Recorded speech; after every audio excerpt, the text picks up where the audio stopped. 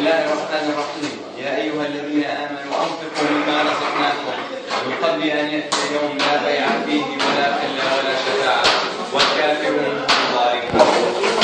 باسم رابطة أهل حوران وصندوق إعانة المرضى والمكتب الإغاثي في مدينة الصنمين، يتم الآن التحضير لإعداد حملة إفطار صائم للأخوة الوافدين في مدينة الصنمين من القرى المجاورة.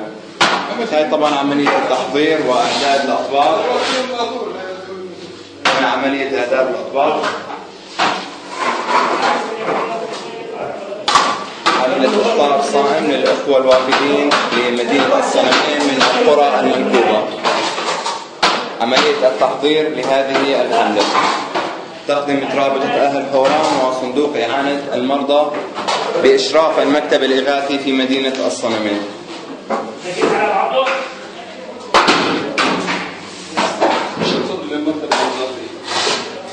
الله يعطيكم العافية يا شباب.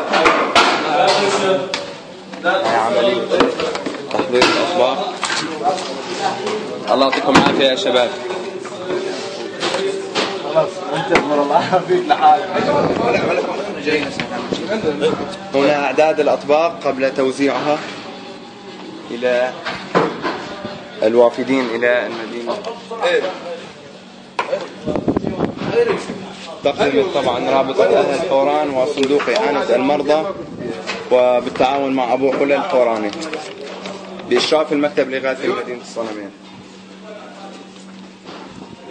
نعم. نوجه كلمة شكر لرابطة أهل حوران وصندوق إعانة المرضى وللمكتب الإغاثي في مدينة الصنمين لإشرافهم على هذه الحملة المباركة للأخوة الوافدين للمدينة. جزاكم الله كل خير وصلى الله على سيدنا محمد.